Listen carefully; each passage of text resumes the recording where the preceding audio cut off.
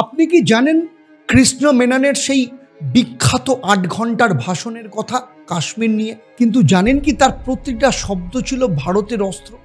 আপনি দেখেছেন অপারেশন সিন্দুর, কিন্তু জানেন কি কিভাবে শব্দ ছাড়াই শত্রুর ঘুম উড়িয়ে দেওয়া হয়েছিল? এই ভিডিও এই মুহূর্তে আপনাকে শোনাবে সেই সত্য যা ভারতের ইতিহাস বদলে দিয়েছে। এটা হচ্ছে ভারতের পররাষ্ট্রনীতির নীরব বিস্ফোরণ, আর এটাই হচ্ছে সত্যবচন। প্রথম চ্যাপ্টারে আমি আলোচনা করব backstage diplomacy when decision are made in the shadows. কূটনীতি মানে কি কেবল বৈঠকের একটা ছবি আর হাত মেলানো? না, আরও অনেক বড় সিদ্ধান্ত হয় কিন্তু ক্যামেরার বাইরে। সেই ছায়াতেই তৈরি হয় ভারতের পররাষ্ট্রনীতির আসল অধ্যায়। আজকের এই অধ্যায়ে আমি আপনাদেরকে নিয়ে যাব এক বইয়ের পাতায়। না, এটা কোনো উপন্যাস নয়, এটা বাস্তব কূটনৈতিক যুদ্ধক্ষেত্রের এক প্রামাণ্য দলিল। বইয়ের নাম চয়েসেস। লেখক শিবশঙ্কর মেনন, ভারতের প্রাক্তন জাতীয় নিরাপত্তা উপদেষ্টা এবং চীনে প্রাক্তন রাষ্ট্রদূত। প্রথম যে অজানা গল্প সেটা হচ্ছে পারমাণবিক চুক্তি, এক জাতীয় জুয়ার সিদ্ধান্ত বলা যায়। 2005 সাল। ভারত তখনও আন্তর্জাতিক পারমাণবিক শক্তির অংশ নয়। একদিকে চীন ভারতের ওপর চোখ রাঙাচ্ছে, অন্যদিকে পাকিস্তান পারমাণবিক সন্ত্রাস ছড়াচ্ছে। ঠিক তখন আমেরিকার সঙ্গে 123 এগ্রিমেন্ট নামে Indo US civil nuclear deal নিয়ে আলোচনা শুরু হলো। এই চুক্তির আসল অর্থ কী ছিল? আমেরিকা থেকে পারমাণবিক প্রযুক্তি এবং জ্বালানি আসবে ভারতে। আন্তর্জাতিক নিউক্লিয়ার সাপ্লায়ার গ্রুপ এর বিধি ভারতকে আলাদা করে স্বীকৃতি দেবে, কিন্তু এর বিনিময়ে ভারতকে দিতে হবে আন্তর্জাতিক পরিদর্শনের অধিকার, অর্থাৎ যা ভারতের কৌশলগত স্বার্থে হুমকিও পর্যন্ত হতে পারত।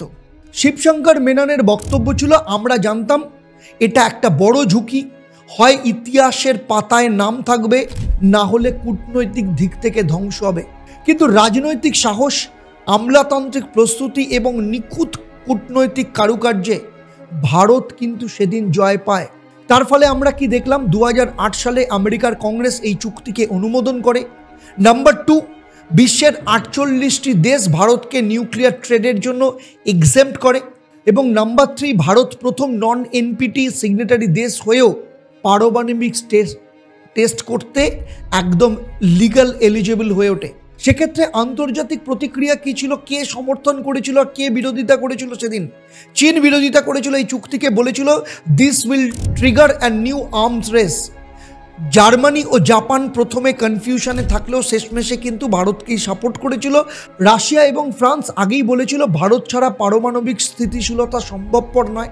ভারত প্রথমবার দেখলো আন্তর্জাতিক নিয়ম ভেঙে নিজের স্বার্থে নতুন নিয়ম বানানো যায়, এবং সেটা কূটনীতি দিয়ে।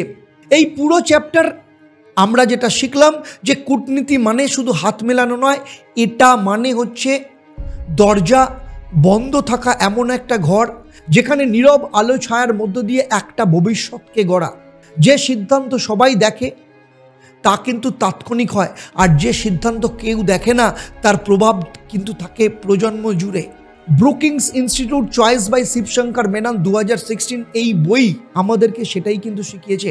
সেই সাথে MEA white paper India's US nuclear deal timeline and talking points, NY Times archive যেখানে লিখছে India gambles on nuclear freedom, July 2008।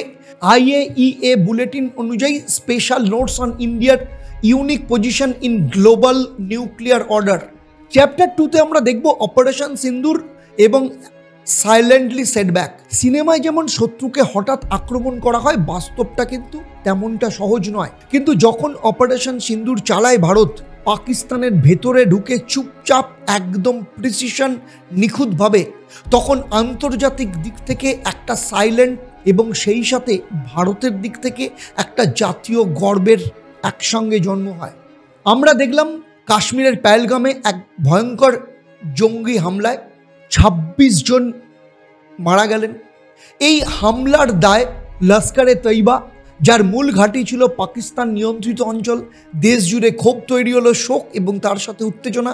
সবাই ভাবছে ভারতের জবাব এবার কেমন হবে, কিন্তু ভারত কোনো কথা বলেনি, না কড়া ভাষণ, না মিডিয়া ব্রিফিং, শুধু একটা সিদ্ধান্ত, অপারেশন সিন্দুর, এক নিঃশব্দ, সীমিত কিন্তু সার্জিক্যাল অ্যাকশন। অপারেশন কাঠামো কি ছিল? 28 মিনিট, পিওকে সিন্ধ অঞ্চলে 4টে ঘাঁটি, বিশেষ কমান্ডো ইউনিট, ড্রোন এবং অস্ত্র কি ছিল? BrahMos, precision strike plus high altitude drones. Bharat জানালো না, কিন্তু স্যাটেলাইট ছবি, পাকিস্তানের মিডিয়া, আন্তর্জাতিক গোয়েন্দা সূত্রে জানা গেল এই অপারেশন ছিল লিমিট উইথ মেসেজ, একটা মূল স্ট্র্যাটেজির অংশ, যার প্রধান উদ্দেশ্য ছিল হামলার মূল ঘাঁটি ধ্বংস, জঙ্গি সংগঠনের নেতৃত্বকে ছত্রভঙ্গ করা আর পাকিস্তানকে বার্তা দেওয়া, সীমা আর ঢাল নয়, সময় এখন কিন্তু পাল্টেছে। ইউরোপ এবং আমেরিকা কি বললো? India acted with restrained and responsibility. চীন কিন্তু নীরব থেকেছে, কোনো পক্ষ নেয়নি। রাশিয়া পরোক্ষভাবে সমর্থন করে বলে every Nations had right to defend it's people. Pakistan প্রথমে অস্বীকার করলেও পরে বলেছে যে ইন্ডিয়া ভোলাটাইল এয়ার স্পেস, যদিও সে কিন্তু সেটা প্রমাণ দিতে পারেনি। ভারতের এই নিঃশব্দ প্রতিঘাত বদলে দিল আন্তর্জাতিক ক্ষেত্রে একটা মেসেজ দিল Bharat. India is not just reacting, India is recalibrating. জনমত এবং আভ্যন্তরীণ প্রভাবে জনগণের মনোভাব একলাপে বেড়ে যায়। রাজনৈতিক দলগুলো বিরোধিতা না করে ঐক্যমতে বার্তা দেয়। সেনাবাহিনীরা মারল, আন্তর্জাতিক গ্রহণযোগ্যতা কিন্তু আরও মজবুত হলো। প্রধানমন্ত্রী নরেন্দ্র মোদী এবং বিদেশমন্ত্রী জয়শঙ্কর স্পষ্ট করে কিছু না বললেও পরবর্তী দিনে বললেন, we respond at the piece at the time our choosing, loudly or silently but always effectively.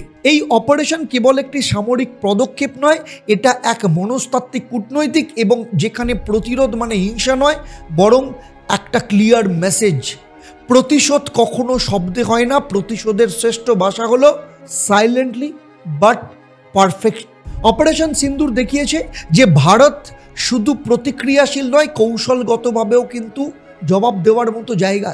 Chapter 3-তে আমি আলোচনা করব political unity and international message war options are comrades in arms. রাজনীতি যখন কূটনীতির পেছনে দাঁড়ায়, তখনই ইতিহাস তৈরি হয়। অপারেশন সিন্দুরের পটভূমিতে এক চ্যাপ্টার সৃষ্টি হয়েছিল, যেখানে শাসক এবং বিরোধী একসঙ্গে দাঁড়ালেন ভারতের পক্ষে, দেশের জন্য। পহেলগাম হামলার পর দেশ জুড়ে যখন উত্তেজনা তৈরি হয়, নাগরিক থেকে প্রাক্তন সেনা, সাংবাদিক থেকে ছাত্র, সবাই চাইছিল একটা জবাব, কিন্তু একটা দায়িত্বপূর্ণ জবাব। তখনই প্রধানমন্ত্রী নরেন্দ্র মোদী তার বাসভবনে একটা জরুরি সর্বদলীয় বৈঠক ডাকেন, যেখানে ছিলেন কংগ্রেসের শশী থারুর, মল্লিকার্জুন খাড়গে থেকে শুরু করে রাহুল গান্ধী, তৃণমূলের সুদীপ বন্দ্যোপাধ্যায়, এছাড়া ছিলেন এনসিপি, সিপিএম, আপের প্রতিনিধিরা। সাথে ছিলেন প্রতিরক্ষা এবং পররাষ্ট্র মন্ত্রণালয়ের উচ্চপদস্থ কর্মকর্তারা, যেখানে প্রধান 3টে বার্তা দেওয়া হয়। কোনো সামরিক অভিযানের তথ্য ফাঁস করা হবে না, এটা কূটনৈতিক এবং নিরাপত্তা উভয় দিক থেকেই ভীষণ সেন্সিটিভ। নাম্বার 2, ভারতের ঐক্যই হোক বার্তা, বিশ্ব যেন জানে ভারত কেবল সরকার নয়, একটা জাতি হয়ে কথা বলছে। নাম্বার 3, প্রতিরোধ হবে বাট উইথ হোশ কে সাথ। জাতীয় নিরাপত্তা কৌশল হবে জোশের পাশাপাশি হোশেরও একটা প্রতিফলন। এই সভায় পর সবাই একযোগে মিডিয়ার সামনে কিন্তু এলেন না, বরং প্রত্যেকের নিজেদের অবস্থানে থেকেও দেশের সুরক্ষাকে প্রাধান্য দিলেন।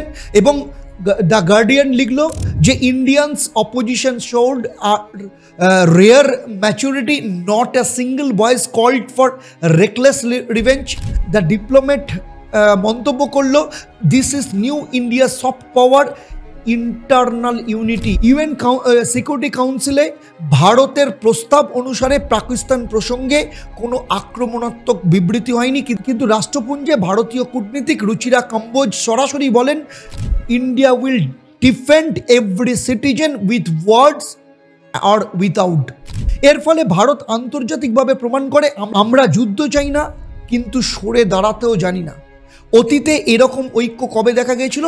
99 সালে কার্গিল যুদ্ধে, 2008 সালে মুম্বাই হামলার পর সংসদে যখন তীব্র তর্কের মাঝেও এক সুরক্ষা বিল এক সুরে পাস হয়েছিল, এবং 2025 সালে অপারেশন সিন্দুরের প্রাক্কালে বিরোধীরা শাসকের পাশে, রাজনীতি হয়তো এক এক দলে বিভক্ত, কিন্তু কূটনীতির প্রশ্নে জাতীয় স্বার্থই সেদিন চূড়ান্ত অধ্যায় লিখেছিল। এই অধ্যায় আমাদের শেখায় একটি দেশের সবথেকে বড় শক্তি তার সেনা নয়, তার জনগণের ঐক্য। যখন বিরোধীরা সরকারের পাশে দাঁড়ায় তখন দেশ হয়ে ওঠে অজেয়। রাজনীতি যখন পেছনে সরে গিয়ে কূটনীতির সামনে দেওয়াল না হয়ে ব্রিজ তৈরি করে, তখন বিশ্ব বোঝে ভারতের প্রতিক্রিয়া নয়, ভারত সংযম কিন্তু ভয়ঙ্কর শক্তিশালী। চ্যাপ্টার 4 আমরা দেখব silence in sometimes the best defence. প্রতিশোধের সবচেয়ে বিপজ্জনক রূপই তখন হয় যখন তা নীরবে আসে। ভারতের কূটনীতি বারবার দেখিয়েছে চুপ থেকেও কিভাবে পৃথিবীকে কাঁপিয়ে দেওয়া যায়। অপারেশন সিন্দুরের পর ভারতের পক্ষ থেকে বড় কোনো প্রেস কনফারেন্স হয়নি। প্রতিরক্ষা মন্ত্রী, বিদেশ মন্ত্রী, এমনকি প্রধানমন্ত্রী পর্যন্ত একটাও যুদ্ধংদেহী বক্তব্য দেননি। তাহলে কি ভারত দুর্বল ছিল? না, এটা ছিল কৌশলগত স্ট্র্যাটেজিক সাইলেন্স, যার ভিত্তি ছিল তথ্য, প্রযুক্তি এবং ধৈর্য। কি কি পদক্ষেপ নেওয়া হয়েছিল এই নীরবতার আড়ালে? পাকিস্তানের সব ধরনের হাই কমিশন এবং কনসুলের অফিসারের কার্যক্রম সীমিত করা হয়। নাম্বার 2, পাক সেনা প্রধান এবং ISI প্রধানের বিদেশ সফরে অঘোষিত কূটনৈতিক ব্লকিং করা শুরু হয়। নাম্বার 3, ভারতের গোয়েন্দা সংস্থাগুলো সামাজিক মাধ্যমে পাকিস্তান ঘনিষ্ঠ যে হ্যান্ডেলগুলো সেগুলোকে চিহ্নিত করার চেষ্টা করে এবং একাধিক রিপোর্ট পাঠায় UN এবং FATFকে। অথচ এসব কিছু একটাও সরকারি বিবৃতিতে প্রকাশ পায়নি।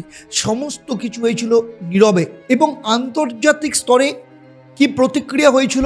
ইউনাইটেড নেশন সিকিউরিটি কাউন্সিলে ভারত প্রকাশ্যে পাকিস্তানের নাম না করে বলে যে terrorism has no border but some borders feed it. Financial action task force FATF Bharat পাকিস্তানের বিরুদ্ধে আর্থিক সন্ত্রাসের প্রমাণ দেয়। কানাডিয়ান অ্যান্ড UK ইন্টেলিজেন্স রিপোর্টে প্রকাশ পায় ভারত তার কূটনৈতিক প্রভাব ব্যবহার করে একাধিক পাকিস্তানি মোল্লা ও হাওলা নেটওয়ার্ককে বন্ধ করে দেয় ইউরোপ এবং দুবাইয়ে। এসব পদক্ষেপ নীরব হলেও তার প্রভাব ছিল কিন্তু বিশাল। আন্তর্জাতিক সংবাদ মাধ্যম অনুযায়ী জানা যায়, the Guardian UK, India silence is loud, the world is listening. Al Jazeera quote করে, Delhi did not shout, it surgically executed a policy, perhaps the loud silence in South Asia. Washington Post অনুযায়ী, India's diplomatic restraint is a master class in modern deterrence. অতীতেও কিন্তু এরকম নীরবতা ব্যবহার করা হয়েছে। 1971 সালে বাংলাদেশ মুক্তিযুদ্ধর আগে ভারত একটাও শব্দ না করে 8 মাস ধরে পূর্ব পাকিস্তান সীমান্তে শরণার্থী এবং সেনাদের মধ্যে সমন্বয় করেছিল। 2016 সালে সার্জিক্যাল স্ট্রাইকের পরও একাধিক অপারেশন সরকারি বিবৃতির বাইরে ঘটেছিল, কিন্তু 2025-এ অপারেশন সিন্দুর ছিল মোস্ট ক্যালিবারেটেড সাইলেন্স এভার। এক নতুন যুগের সূচনা হয়েছিল। এই চ্যাপ্টার থেকে আমরা জানলাম যে কূটনীতি আর কূটচাল এক জিনিস নয়। কূটনীতি মানে আত্মবিশ্বাস, আর আত্মবিশ্বাস কখনো কখনো শব্দ চায় না। অপারেশন সিন্দুরের পর ভারত দেখালো, আমরা প্রতিশোধ নিই না, আমরা প্রতিকার করি, তাও এমনভাবে যেন প্রতিপক্ষ বুঝতেও না পারে যে সে হেরে গেছে।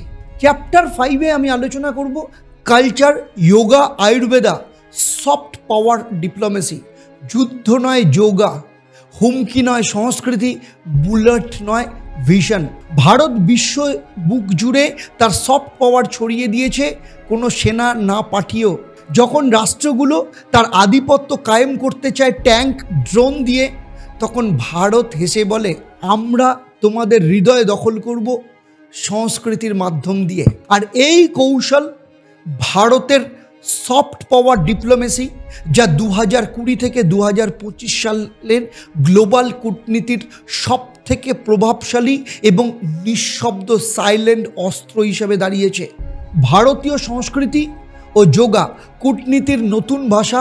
2024 সালে ইন্টারন্যাশনাল যোগা ডে পালন করা হয় 190টা দেশে, যার মধ্যে 68টা দেশে ভারতের দূতাবাস বা আইসিসিআর সহযোগিতায় যোগা এবং সাংস্কৃতিক অনুষ্ঠান হয়েছিল।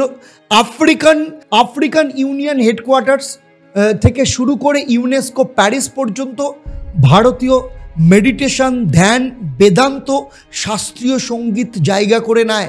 ইউনেস্কোর মতে yoga is not only wellness, it is India's peaceful influence. It is a form of silent diplomacy. Ayurveda ও স্বাস্থ্যের মাধ্যমে কূটনীতি ভারত করে দেখিয়েছে। ভারত আয়ুষ মন্ত্রণালয়ের মাধ্যমে 2022 থেকে 2025 সালে 47টা দেশে আয়ুর্বেদিক চিকিৎসা কেন্দ্র স্থাপন করে।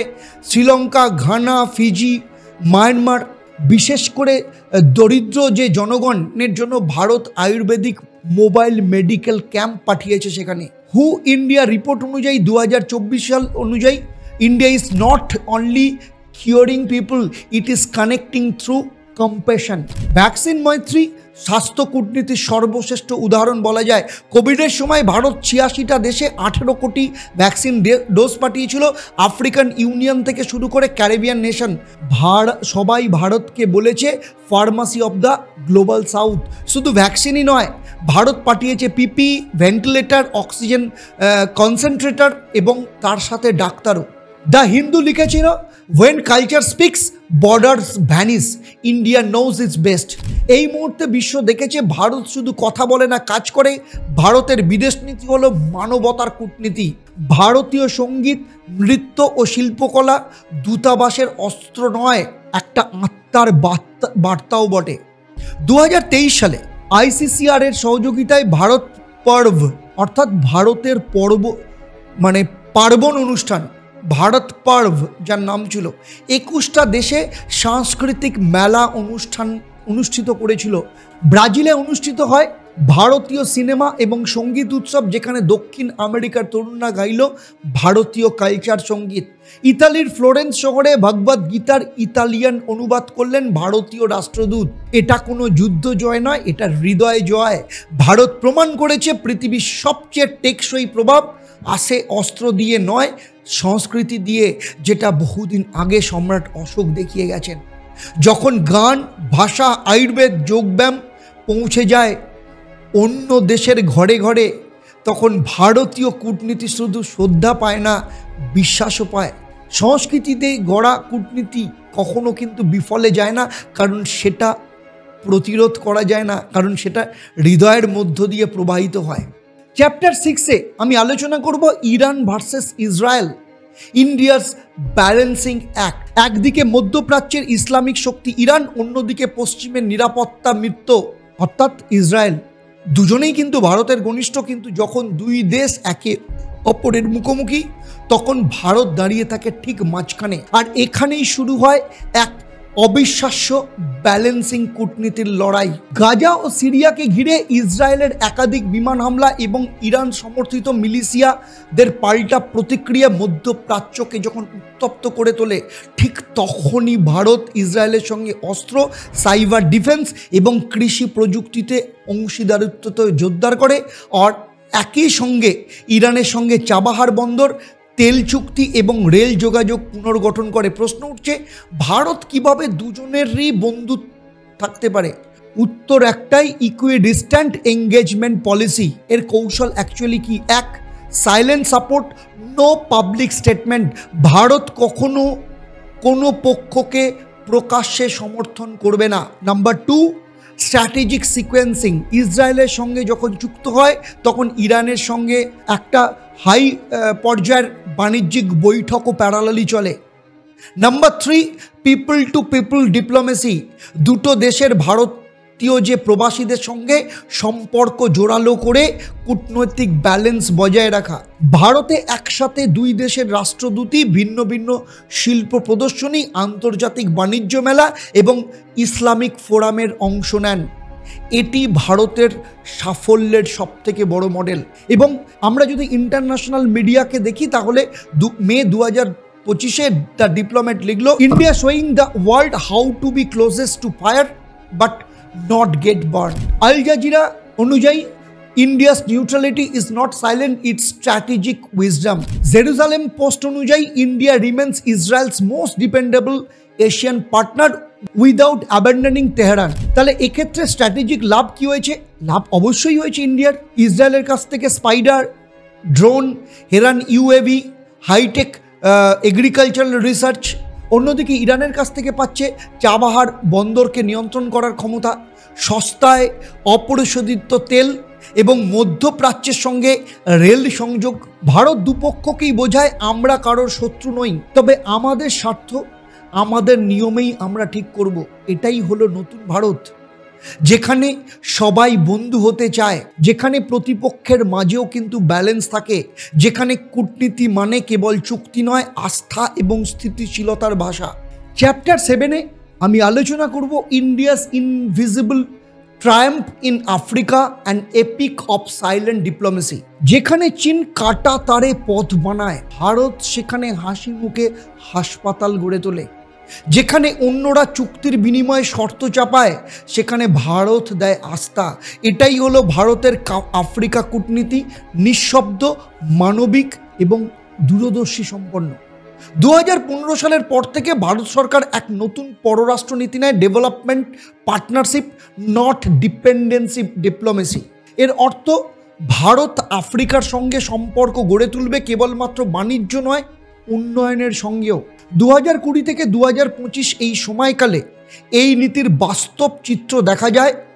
আফ্রিকার সঙ্গে বিস্তীর্ণ ভূখণ্ড জুড়ে কি করেছে ভারত? সেখানে মেডিকেল সাপোর্ট, হাসপাতাল কোথায় করেছে? ঘানা, মোজাম্বিক, তানজানিয়া, কেনিয়ার 11টা হসপিটাল তৈরি করেছে। ভারতের আর্থিক এবং কারিগরি সহযোগিতায় সেখানে তৈরি হয়েছে।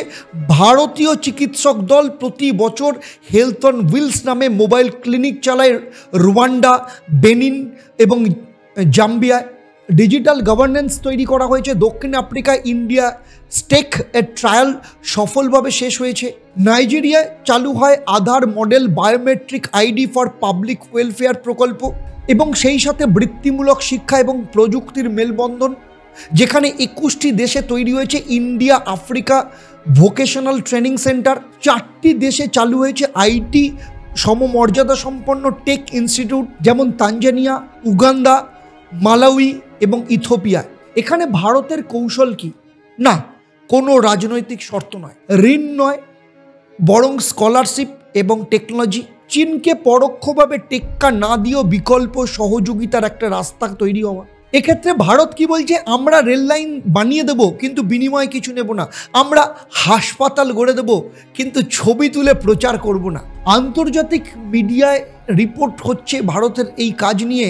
ব্রুকিংস আফ্রিকার রিপোর্ট 2024 বলছে যে India silent Africa policy is grounded in empathy not empire. African union Indian summit 2022 final declaration, India treat Africa not as a market but as a mirror. The economics লিখছে while China builds ports, India builds people.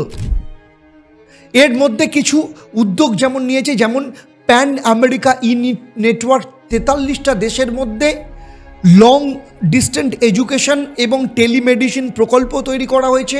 Solar মামাস মানে আফ্রিকার গ্রামের মহিলাদের solar টেকনোলজিতে প্রশিক্ষণ, barefoot college initiative, lines of credit worth $10 billion, যেখানে construction, জল, electric, স্বাস্থ্য এবং রেল প্রকল্প রয়েছে।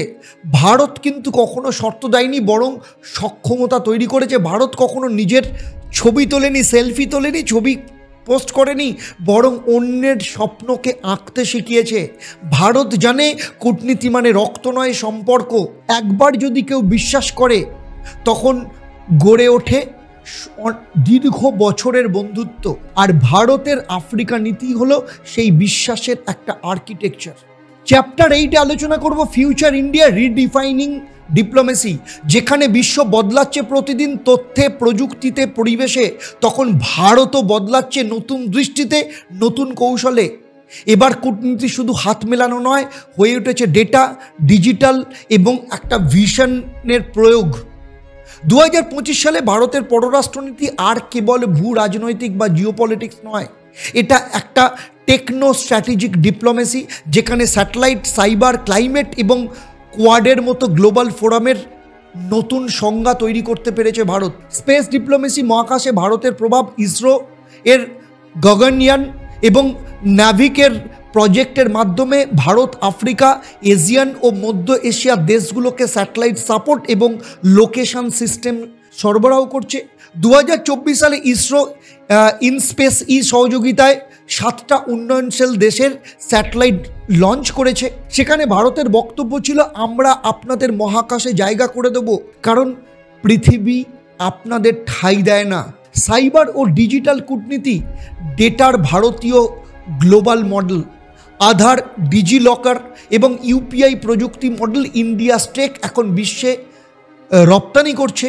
ফিলিপাইন, নাইজেরিয়া, কলম্বিয়া সহ 9টা দেশে ডিজিটাল গভর্নেন্স মডেল তৈরি করেছে। G20 ইন্ডিয়া প্রেসিডেন্সির অধীনে শুরু হয়েছে global digital public infrastructure alliance, যেখানে নেতৃত্ব দিচ্ছে ভারত।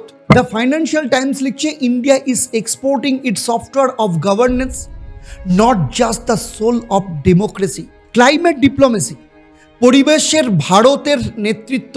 2023 সালে ভারত ঘোষণা করে গ্রিন হাইড্রোজেন করিডোর পরিকল্পনা, যেখানে মিশর, কেনিয়া, ইন্দোনেশিয়া সহ 11টা দেশের সাথে কোলাবোরেশনের মাধ্যমে পরিবেশ প্রকল্পে কাজ করছে। সোলার অ্যালায়েন্স, ISA, CDRI এর মতো অর্গানাইজেশনের নেতৃত্বে ভারত এখন পরিবেশ কূটনীতির প্রধান উদাহরণ হতে চলেছে। COP28-এ ভারত বলেছিল, climate is not an obligation for us, it is our ধর্ম।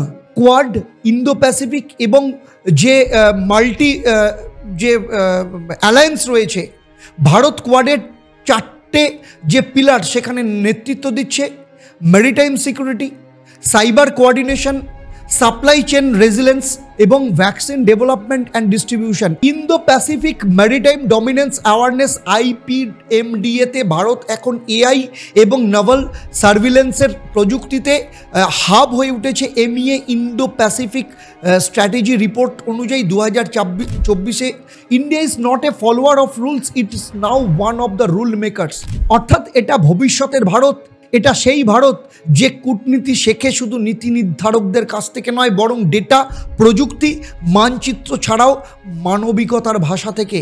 আগে ভারতের পররাষ্ট্রনীতি ছিল হয়ে ওঠা, সেটা হয়ে গেছে এখন দেখিয়ে দেওয়া, আর ভবিষ্যতে ভারতই হবে সেই দিশার একটা নতুন প্রদর্শক। চ্যাপ্টার 9-এ আমরা দেখব diplomacy not about decisions but about character building. একটা দেশ কতটা শক্তিশালী মনে হয় তা শুধু তার সেনাবাহিনী নয়, তার পররাষ্ট্র চরিত্রকে নির্ভর করে। যেখানে মুখ বন্ধ থাকে অথচ হৃদয় খোলা থাকে, যেখানে জন্ম নেয় প্রকৃত কূটনীতি। ভারতের পররাষ্ট্রনীতি এই পথ চলায় কিছু ব্যক্তিত্ব হয়ে উঠেছে জীবন্ত একটা নীতিমালার অংশ। স্বাধীনতার পর থেকে আজ পর্যন্ত ভারতের বহু পররাষ্ট্রনীতিক আমলা এবং কূটনৈতিক নেতা কিন্তু জায়গা পেয়েছে, কিন্তু এদের মধ্যে কিছু মানুষ নিজেদের যোগ্যতা, দূরদৃষ্টি এবং মূল্যবোধের কারণে ভারতের কূটনীতিকে গড়ে তুলে দিয়েছে, জায়গা করে দিয়েছে একটা অনন্য মাত্রায়। তার মধ্যে 1 নম্বরে যদি বলা যায় তাহলে তিনি ছিলেন VK কৃষ্ণ মেনন। কথার কূটনীতির প্রবক্তা ছিলেন। 1957 সালে ভারতের জাতিসংঘে কাশ্মীর ইস্যুতে 8 ঘন্টা টানা বক্তৃতা, যা এখনও UN ইতিহাসের দীর্ঘতম ভাষণ বলা হয়। পশ্চিমের সমালোচনাকে উপেক্ষা করে ভারতের সার্বভৌমত্বকে সংহত করেন তিনি এবং তাকে MI5 পর্যন্ত গোপন নজরদারিতে রাখে। এতটাই গুরুত্বপূর্ণ এবং শক্তিশালী ছিলেন তিনি। দ্য হিন্দুতে লিখছেন, he was India's first modern diplomatic warrior. Second যার নাম আসে তিনি হচ্ছেন নরসিমহা রাও, যিনি নীরবতায় বিপ্লব ঘটালেন 1991 থেকে 96। লুক ইস্ট পলিসি চালু করে, যেখানে ভারতকে দক্ষিণ পূর্ব এশিয়ার সাথে বাণিজ্যিকভাবে যুক্ত করলেন। চীন ও ইসরায়েলের সাথে কূটনৈতিকপূর্ণ সম্পর্ক প্রতিষ্ঠা করলেন, অথচ কোনো মিডিয়ার প্রচার ছিল না। ব্রুকিং ইন্ডিয়া অনুযায়ী, Rao did more for Indian diplomacy in silence that many did in sound. Number 3 যার কথা আসতেই হয় তিনি ছিলেন সুষমা স্বরাজ। মানবিক কূটনীতির একটা দায়িত্বশীল মুখ। টুইটারে এক মেসেজেই অসংখ্য বিদেশে আটক ভারতীয় নাগরিকদের জীবন রক্ষা করেন তিনি। পাকিস্তানি শিশুর ওপেন হার্ট সার্জারি হোক বা ইয়েমেনে ভারতীয় নারীদের উদ্ধার, সব কিছুর পেছনেই ছিল তার তৎপরতা। ইউএন ওমেন 2017 অনুযায়ী Sushma Swaraj set a new model for public accessible foreign policy. Number 4, S Jaishankar, যাকে বলা হয় গ্লোবাল ব্যালেন্সিং এর একজন নতুন আর্কিটেক্ট। চীন, রাশিয়া, আমেরিকা, ইরান সব পক্ষের সঙ্গে কমপ্লেক্স ব্যালেন্স বজায় রেখে কৌশলগতভাবে সম্পর্ক বজায় রেখেছেন। অপারেশন দেবী শক্তি, ভ্যাকসিন মৈত্রী, কোয়াডে ভারতের ভূমিকা সব তার নেতৃত্বেই কিন্তু সংগঠিত হয়েছে। 2020 থেকে 25 ভারতীয় পররাষ্ট্রনীতির অন্যতম মুখ হয়ে উঠেছেন। দ্য টাইমস অফ ইন্ডিয়া 2025 অনুযায়ী Jaishankar is not just a minister, he is a global chess player in diplomacy. Number 5, CV Ranganathan, চীন দূতাবাসের একজন সাইলেন্ট জেনারেল বলা হয়। 1988-এ চীন রাষ্ট্রদূত থাকাকালীন রাজীব গান্ধীর ঐতিহাসিক বেজিং সফর সংগঠিত করেছিলেন। তিয়ানানমেন আন্দোলনের সময় কূটনৈতিকদের নিরাপদে রেখেছিলেন এবং চীনা নেতৃত্বের সঙ্গে প্যারালালি সংলাপ চালিয়ে যান, যেখানে ভারতের অবস্থান ছিল মধ্যপন্থী কিন্তু সম্মানজনক। ইন্ডিয়া চায়না আর্কাইভ অনুযায়ী জানা যায় যে he prevented a breakdown by building invisible bridges. এই চরিত্রগুলো আমাদের কি শেখায়? নাম্বার 1, কূটনীতি মানে কেবল কাগজে চুক্তি নয়, মূল্যবোধ এবং সাহসের একটা সংমিশ্রণ। পররাষ্ট্রনীতির ভাষা কখনো বক্তৃতায়, কখনো স্পর্শে আর কখনো সংযোগের মধ্য দিয়ে হয়। নাম্বার 3, ভারতের ইতিহাসের প্রতিটি পর্বে এই মানুষগুলো শব্দের আগে চিন্তা রেখেছেন, অভিনয়ের আগে দৃঢ়তা দেখিয়েছেন এবং রণনীতির আগে মানুষের কথা ভেবেছেন। এক দেশ যদি তার ভবিষ্যৎ গড়ে আদালত, সংসদ, সেনাবাহিনীতে, তাহলে সেই দেশের সম্মান রক্ষা করে কূটনীতিদের চরিত্র। যে দেশ তার কূটনীতিকে শুধু দপ্তরের দায়িত্ব ভাবে, সে কেবল বিশ্ব মঞ্চে থাকে। আর যে দেশ কূটনীতিকে চরিত্রের প্রতিফলন ভাবে, সে কিন্তু নেতৃত্ব দেয়। 10 চ্যাপ্টারে আমি আলোচনা করব new India journey to global leadership in foreign policy. বিশ্ব যখন কনফিউজড, ভারত তখন দিশা দেখাচ্ছে। যখন অন্যরা সংলাপে থাকে, তখন ভারত সমাধানে। এটাই 21 শতকের নতুন ভারত, যে কেবল অংশগ্রহণ করে না, নিয়মও তৈরি করে, নেতৃত্ব দেয়। বিশ্ব আজ এক বিশাল সন্ধিক্ষণে দাঁড়িয়ে। ইউক্রেন যুদ্ধ, গাজায় সংঘর্ষ, জ্বালানির সংকট, জলবায়ু বিপর্যয়, প্রযুক্তির শাসন, গণতন্ত্র বনাম কর্তৃত্ববাদের বিতর্ক। এই মুহূর্তে যেখানে পশ্চিম ও চীন একে অপরের দিকে ঠেলছে, সেখানে ভারত দাঁড়িয়ে তৃতীয় বিকল্প, মানবিক বিকল্প হিসাবে। ভারত এখন কেবল সমালোচক নয়, সমাধানের একটা পরিত্রাতাও বটে। COP28-এ ভারত জানিয়ে দেয় যে পরিবেশ রক্ষায় গ্লোবাল নর্থ আর সাউথের মধ্যে আর কোনো দ্বিধা থাকবে না। WTO-তে ভারতের প্রস্তাবিত কৃষি ন্যায্যতামূলক ভর্তুকির মডেল গৃহীত হয়। UN শান্তিরক্ষার ক্ষেত্রে ডিজিটাল পিস মেকিংয়ে প্রস্তাব দেয় ভারত। WHO এবং GAVI এর সাথে মিলে গ্লোবাল ভ্যাকসিন গ্রিড পরিকল্পনা নেতৃত্ব দেয়। ইন্ডিয়ান ডিপ্লোমেসি এখন আর রিয়াক্টিভ নয়, ইনিশিয়েটিভ ড্রিভেন ডিপ্লোমেসি। 4টে স্তম্ভের ওপর দাঁড়িয়ে রয়েছে কিন্তু ভারতের পররাষ্ট্রনীতি। Number 1, climate plus technology equal to sustainable leadership. Solar alliance, green hydrogen corridor, blue economy MOUর মাধ্যমে ভারতনেট এবং ডিজিটাল পাবলিক ইনফ্রাস্ট্রাকচারের মতো মডেল উন্নয়নশীল দেশগুলোকে দেওয়া হচ্ছে। Jio politics plus Jio economics equal to strategic equilibrium, যেখানে রাশিয়া এবং আমেরিকার মাঝকে ভারসাম্য তৈরি করে। চীনকে জবাব নয় বিকল্প গ্লোবাল সাউথ লিডারশিপের মধ্য দিয়ে। Number 3, security plus spirituality equal to value based globalism. Indo Pacific থেকে সাইবার স্পেস, সব জায়গায় ভারতের মার্শাল মডেল নয়, মোরাল মডেল কাজ করছে। বসুধৈবায় কুটুম্বকম এই স্লোগান এখন নয় শুধু, এটা একটা কূটনীতির ফিলোসফিও বটে ভারতের কাছে। Number 4, voice of the global south. Africa, Latin America, Oceania যারা আগে বিশ্ব ফোরামে পেছনে থাকতো, এখন ভারত তাদের কণ্ঠস্বরে উঠেছে। G20-তে আফ্রিকান ইউনিয়নকে স্থায়ী সদস্য করে দেওয়ার ইতিহাস তৈরি করেছে এবং দ্য ইকোনমিক্স 2025 লিখছে যে India has stopped asking for a seat, it's building a new table. Foreign policy magazine অনুযায়ী in a divided world, India is only bridge with credibility on both shores. Al Jazeera লিখছে India is not just a rising power, it's a becoming the balancing pole of the 21st century. Bharat bond of global green projects, এটা আন্তর্জাতিক অর্থনৈতিক এর একটা উপকরণ বলা যায়, যেখানে পরিবেশ বান্ধব বিনিয়োগের ক্ষেত্রে উৎসাহ দেওয়া হয়। গ্লোবাল ডিজিটাল হেলথ ব্রিজ ভারতে কোউইন মডেলকে 12টি দেশের স্বাস্থ্য সংস্থার সাথে সংযুক্ত করেছে। G4 reform divine of UN security council, যেখানে জাপান, জার্মানি, ব্রাজিলের সঙ্গে ভারতের নেতৃত্ব ইউএনের স্থায়ী সদস্য। ভারত কেবলমাত্র এখন একটা দেশের নাম নয়, এটা একটা সম্ভাবনার ভাষা, একটা বিশ্ব দৃষ্টিভঙ্গি, যেখানে নেতৃত্ব মানে শুধু সামরিক বা অর্থনৈতিক নয়, নৈতিক আর মানবিক অবস্থানও বটে। যেখানে সবাই খুঁজছে শক্তি, ভারত খুঁজে নিয়েছে সত্য, আর সেই সত্য দিয়েই সে নেতৃত্ব দিচ্ছে নীরবতায়, সাহসিকতায় এবং সমন্বয়ে। ভারত এখন আর শোনে না, বলে, শুধু দেখে না, দিক দেখায়। এটাই পররাষ্ট্রনীতির নতুন ভারত, যার হাত ধরে আসছে এক নতুন বিশ্ব। আমরা জানি না কৃষ্ণ মেননের ভাষণ আমাদের আত্মবিশ্বাস দিয়েছিল কিনা, কিন্তু জানি তার নীরব প্রতিবাদ আমাদের মাথা উঁচু করে রাখতে সাহায্য করেছিল। আমরা জানি না আফ্রিকায় বানানো হাসপাতাল নিয়ে কেউ সংবাদ করছে কিনা, কিন্তু জানি একজন মা তার সন্তানকে বাঁচিয়ে বলছে ভারত ধন্যবাদ। আজকের দুনিয়ায় প্রতিটা দেশ অস্ত্র খোঁজে, ভারত খোঁজে বিশ্বাস, সমঝোতা এবং দিশা। এটাই ভবিষ্যতের কূটনীতি, এটাই সত্যবচন। তাই যদি প্রতিবেদনটা ভালো লাগে, এই ভিডিওটা ভালো লাগে, অবশ্যই সাবস্ক্রাইব করুন, শেয়ার করুন, সত্যকে ছড়াতে সাহায্য করুন এবং সেই সাথে আপনার মতামত দিন। এই কথাগুলো আপনার চিন্তা ভাবনাকে কতটা বদল এনে দিয়েছে। ভালো থাকবেন, নমস্কার।